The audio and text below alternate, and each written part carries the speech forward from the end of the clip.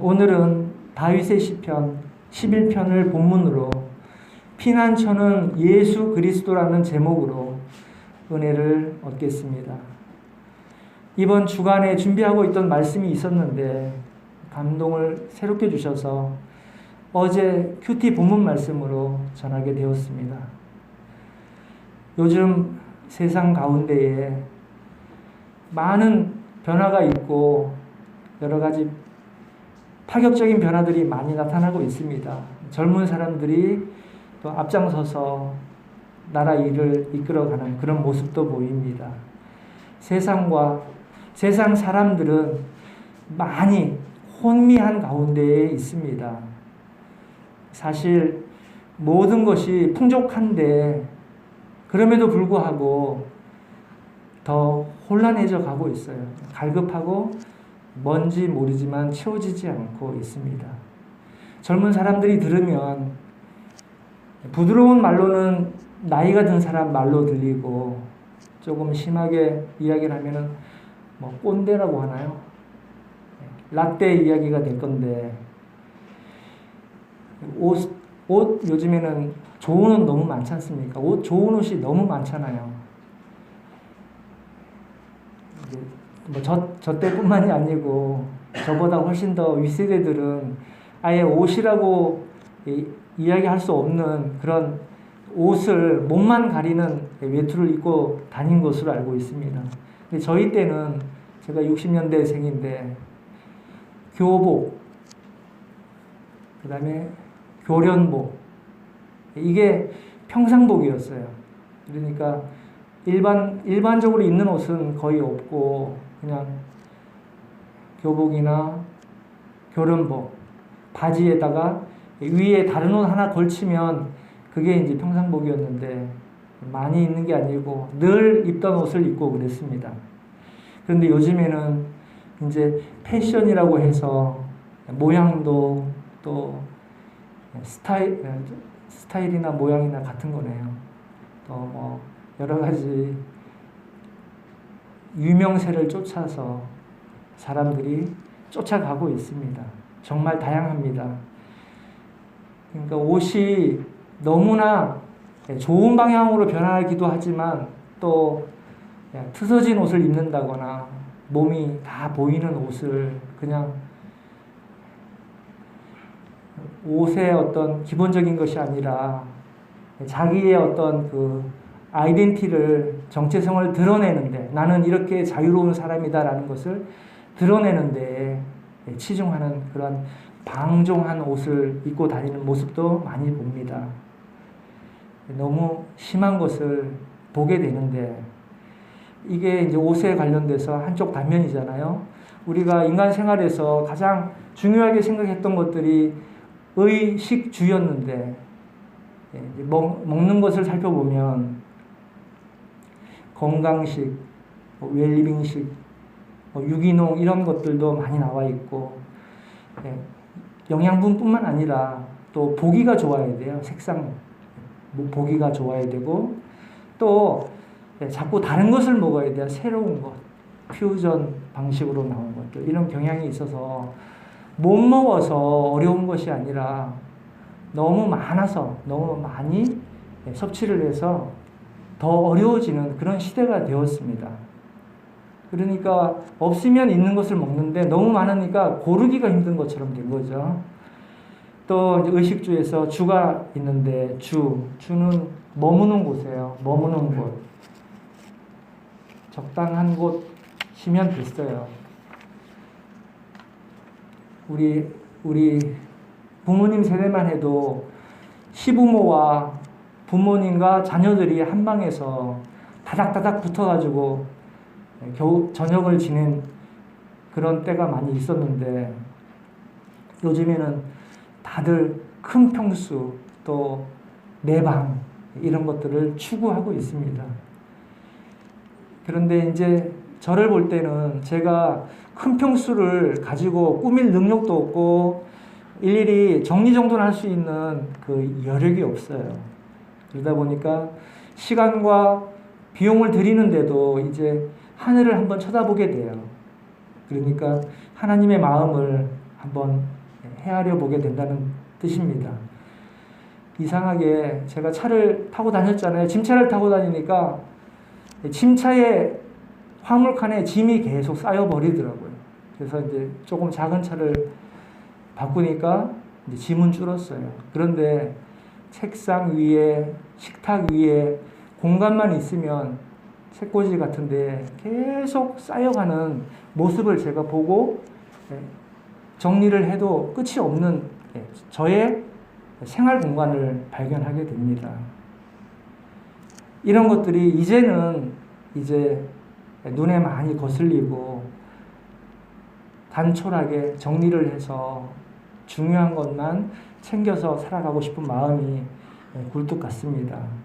단편적인 사례만 말씀드린 것입니다.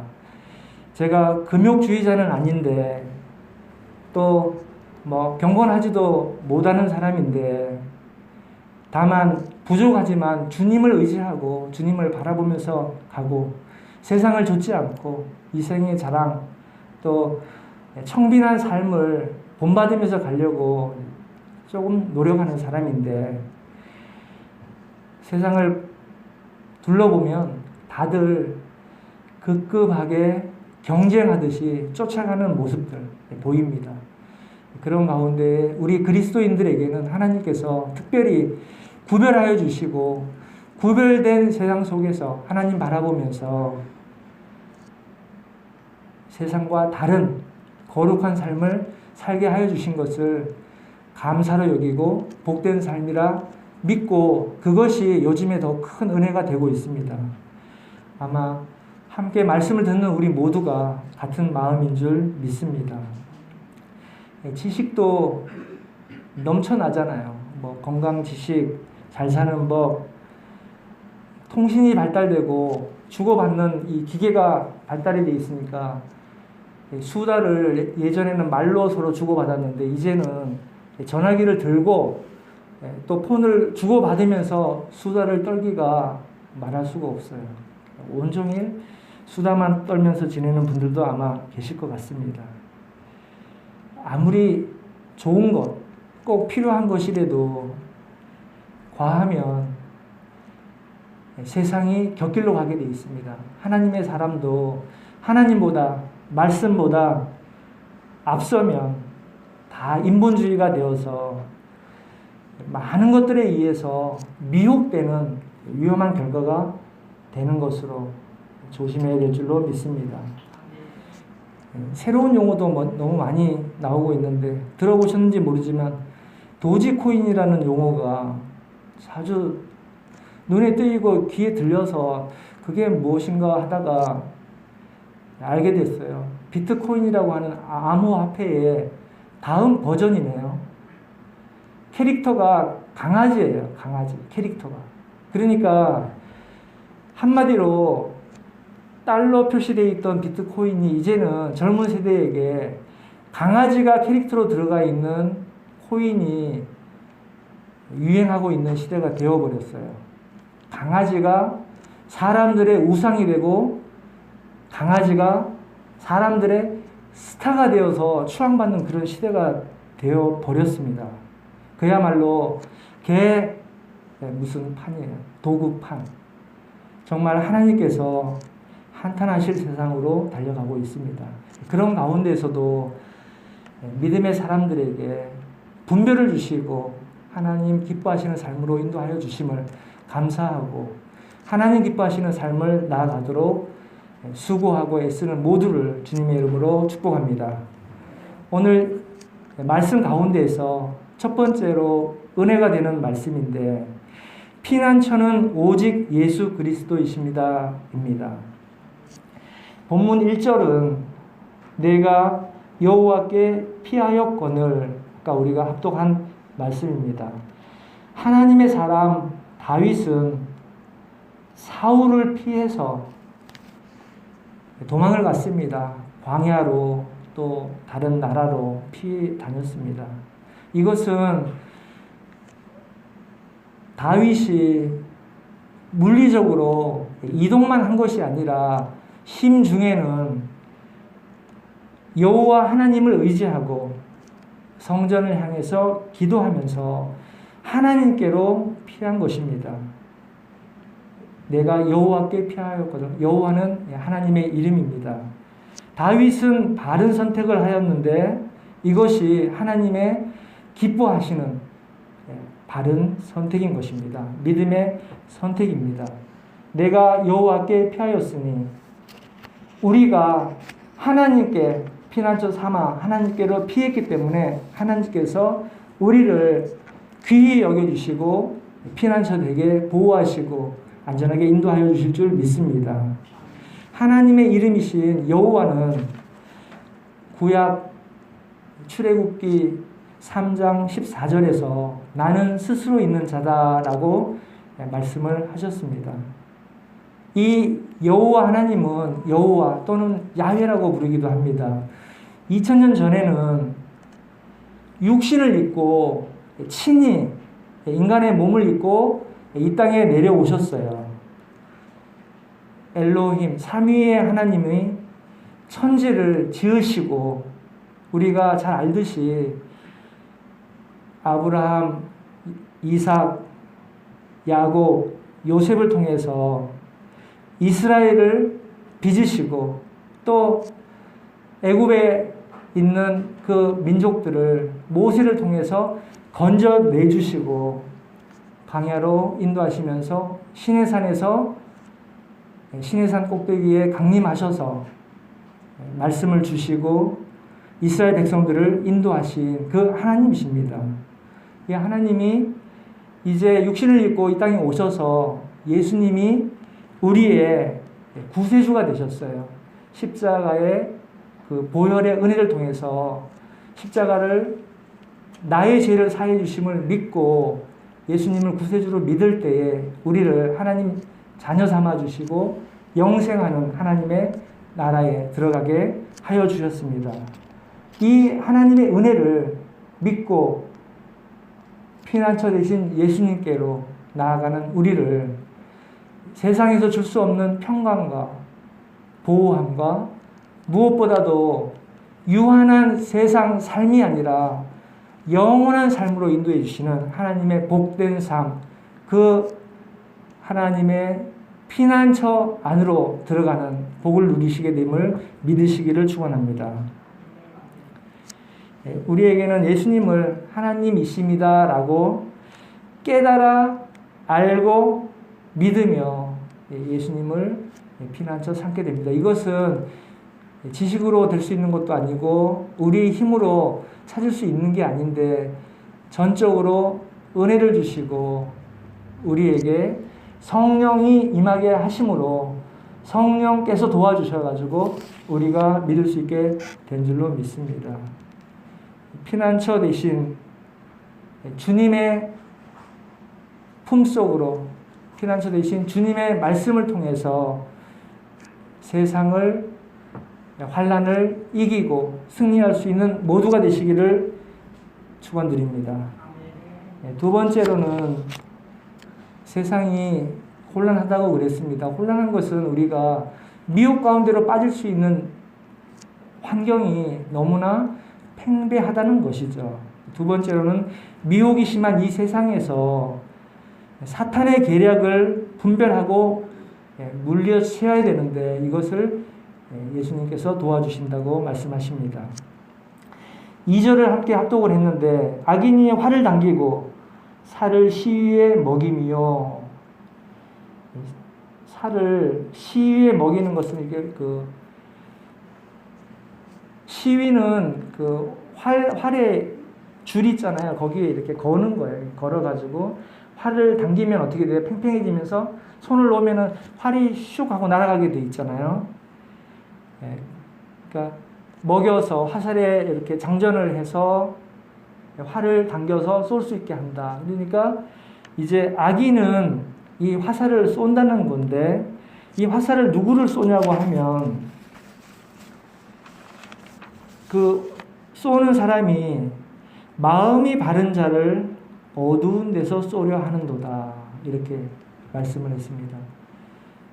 어두운 데서 마음이 바른 자. 마음이 바른 자는 의인, 하나님의 사람인데 이것을 어려운데 쏘려고 하는 사람이에요. 어려운데 쏘려고 하는 사람은 본인이 어려운데 어두운 데 있는 줄 모르고 빛 가운데 있는 줄 착각하는 사람, 그리고 실제로 어둠이 좋아서 어둠 속에 있는 사람인 것입니다. 이것은 그 사람이 악인이다 라고 이야기했을 때 한 사람 한 사람은 같은 사람인데 그 사람 뒤에서 역사하는 영이 어떤가에 따라서 악인도 되고 의인도 되고 합니다. 영을 따르는가? 성령께서 함께 하시는가? 내주하시는 성령의 인도함을 받는가? 영이 내주하시면 하나님의 말씀을 순종하게 됩니다. 이런 사람들은 의인이 되고, 또 사단의 영향을 받거나 불순종하거나 하게 되면 악인이 되는 것입니다. 그런 차이인 것입니다. 그러니까 악인의 역할이 될 수가 있고 한 사람이 의인의 역할이 될 수가 있습니다. 그러나 거듭난 사람, 하나님의 영이 내주하시면 내주하시는 영의 다스림을 받는 사람들은 의인이 되는 것입니다. 물론 부족함이 있더라도 하나님께서 의인을 삼아 주십니다. 악인들이 화를 당긴다고 했는데 이 화를 당기는 것 자체가 해방하는 것이잖아요. 사단의 영향을 받아서 하나님의 역사를 방해하는 것입니다. 그리스도인들을 공격하고 또 신앙을 무너뜨리고 힘을 빼고 하나님 기뻐하시는 일들을 열매 맺지 못하게 해방하는 역할을 합니다. 무엇보다도 가장 큰 해방은 복음을 듣지 못하게 하는 일입니다. 또 복음을 전하지 못하게 하는 그런 역사를 공중권세 잡는 사단이 하는 일입니다. 하나님의 일을 방해하는 것인데, 이러한 악인들은 하나님께서 손을 보신다고 하십니다. 손을 보시는 이유는 돌이키게 하기 위해서, 또 고쳐서 의인을 삼기 위해서 하나님께서 다스리는 것입니다. 사람이 악한 것이 아니라 그 사람 뒤에 역사하는 영이 사단의 영향을 받고 좌우 분별을 못하는 사람이기 때문입니다. 똑같이 의인과 악인을 하나님께서 감찰하시는데, 감찰하는 이유는 하나님께서 그 영혼들을 사랑하기 때문에 돌이키기 위해서 감찰하시고 치리하시는 것입니다. 4절에 보면 성전에서 하늘 보좌에서, 그리고 5절에서는 악인과 의인을 똑같이 감찰한다고 하십니다. 악인과 강포함을 좋아하는 자를 마음에 미워하시도다.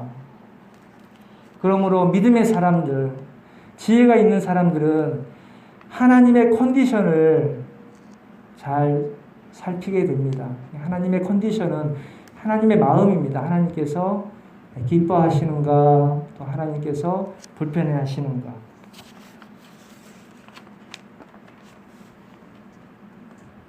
하나님께서 기뻐하시도록 우리가 하나님 기뻐하시는 일로 말씀에 순종하고 또 기뻐하시는 열매를 풍성히 맺게 되시기를 주님의 이름으로 축원드립니다. 코로나로 인해서 우리도, 믿음의 사람들도 믿음의 시련이 있습니다. 또 유혹이 아니라 시험, 테스트가 있습니다. 승리할 수 있도록 주님께서 은혜를 베풀어 주시기를 늘 기도합니다. 1절 하반절을 보면 너희가 내 영혼더러 새같이 내 산으로 도망하라, 이렇게 사람들이 조언을 하고 있는데, 다윗의 그 믿음의 선택이 사람들에 의해서 해방을 받고 있는 것입니다. 사람들은 세상 논리와 지식을 가지고 훈수를 둡니다. 우리가 크리스찬들도 세상 지식이나 세상 사람들이 훈수를 뚫 때 조심해야 됩니다. 조언이라고 하는 말이 영의 일이 아닌 세상 일로 눈에 보이는 결과로 훈수를 두게 됩니다. 새같이 산으로 도망하라고 합니다. 6.25 때는 사람들이 부산으로 도망을 갔잖아요. 지금은 사실 피난 갈 데도 없습니다. 요즘은 피난처가 물질이나 향락이나 또 실력을 갖추는 각종 자격증 정보들입니다. 젊은 세대들도 요즘에는 그러한 사행성에 관련돼서 현혹이 많이 되는 걸로 알고 있는데, 우리가 믿고 있는 것, 우상만 우리를 하나님을 바라보지 못하게 하는 것이 아니라 이 피난처, 사람들이 게임 같은 거 하잖아요. 전자 오락을 많이 하죠. 다른 거. 이거 현실을 도피하는 거예요. 현실이 너무 혼미하고 괴로우니까 술에 의지하고 오락에 의지하는데, 이것은 일시적으로 도피하는 것. 현실을 도피하는 피난처 삼는 것인데, 예수님의 피난처와는 전혀 다른 것입니다. 그러므로 사단의 계략에 속아서는 안 되겠습니다. 이런 것들이 지금 이 시대에 우리나라만 해도 선진국 대열에 거의 들어섰지 않습니까? 부족해서 부족한 것이 아니라, 어려워서 어려운 것이 아니라, 또 몰라서 모르는 것이 아니라 너무 많아서 풍요를 모르고, 너무 쉬워 보이니까 간과하고, 너무 많으니까 진짜 중요한 거, 진짜 좋은 거를 알 수가 없는 거예요. 이런 21세기 혼미한 세상 속에서 하나님께서 은혜 주셔서 세상에서 잘 분별하면서 나아갈 수 있도록 인도하여 주시는 은혜를 감사합니다. 피난처 되신 예수 그리스도께서 주시는 분별과 평강의 은혜가 늘 함께 하시기를 축원드립니다. 세 번째로는 인생의 터는 믿음입니다. 3절입니다. 터가 무너지면 의인이 무엇을 할꼬, 이렇게 반문을 하고 있는데, 이것은 반어법은 강조입니다. 강조. 터는 기초인데, 기초는 베이스라 그러잖아요. 근간, 기본. 이 기초가 흔들리면 기초 위에 있는 것은 다 흔들리고 의미가 없어집니다. 이것이 세상의 유한한 인생과 하나님 자녀들의 영생과의 차이입니다.